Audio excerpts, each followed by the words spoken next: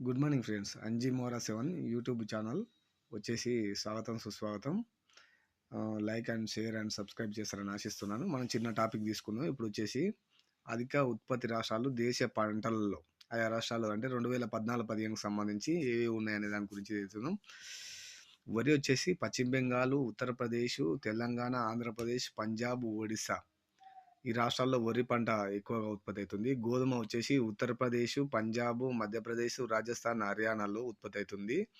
చిరుధాన్యాలు వచ్చేసి రాజస్థాన్, కర్ణాటక, తెలంగాణ, ఆంధ్రప్రదేశ్, మహారాష్ట్ర, ఉత్తరప్రదేశ్లో ఎక్కువ ఉత్పత్తి అవుతుంది. మొక్కజొన్న తెలంగాణ, ఆంధ్రప్రదేశ్, కర్ణాటక, మహారాష్ట్ర, బీహార్, తమిళనాడులో ఎక్కువ ఉత్పత్తి అవుతుంది.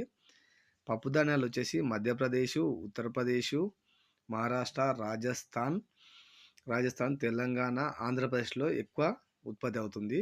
చెరుకు ఉత్తరప్రదేశ్, మహారాష్ట్ర, కర్ణాటక, తమిళనాడు, బీహార్లో ఎక్కువ ఉత్పత్తి అవుతుంది. అలాగే నూనె గింజలు వచ్చేసి గుజరాత్లో ఉత్పత్తి అవుతుంది. రాజస్థాన్లో, మధ్యప్రదేశ్లో, మహారాష్ట్ర, తెలంగాణ, ఆంధ్రప్రదేశ్లో ఉత్పత్తి అవుతుంది. పత్తి గుజరాత్, మహారాష్ట్ర, తెలంగాణ, ఆంధ్రప్రదేశ్, హర్యానా, కర్ణాటకలో ఉత్పత్తి అవుతుంది.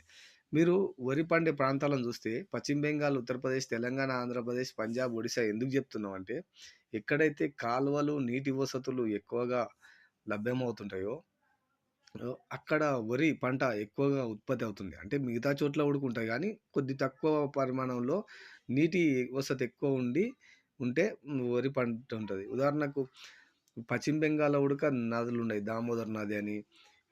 ఉత్తరప్రదేశ్లో మనకు తెలుసు గంగా నది, త్రివేణి సంగమం అవన్నీ ఉంటాయి. తెలంగాణలో వచ్చేసి కృష్ణ, గోదావరి బెల్టు, ఆంధ్రప్రదేశ్లో ఉంటాయి కల్పించి. పంజాబ్లో నీకు తెలిసి ఉండాలి పంచనదులు అంటారు, అందుకే పంజాబ్ అని పేరు వచ్చింది. అంటే మొత్తం నదుల రాష్ట్రం అని కూడా అంటారు పంజాబ్ను, అందుకే ఆ ఉత్పత్తి ఎక్కువ ఉంటుంది. ఒడిశాలో కూడా ఉన్నది, నదులు ఉన్నాయి.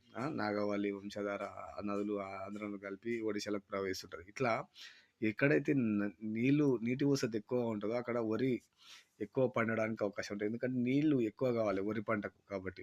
అలాగే గోధుమలో నార్త్కే ఎక్కువ పంట ఉంటుంది. ఎందుకంటే గోధుమను సౌత్ అంటే దక్షిణంగా పండించే వాళ్ళు తక్కువ. అందుకే నీకు ఎప్పుడైనా క్వశ్చన్ ఇచ్చినప్పుడు సౌత్ స్టేట్స్ ఇచ్చిందంటే గోధుమలో ఎలిమినేట్ చేసుకోవచ్చు మనం. ఉత్తరప్రదేశ్, పంజాబ్, మధ్యప్రదేశ్, రాజస్థాన్, హర్యానా మొత్తం ఆ నార్త్లోనే ఉంది.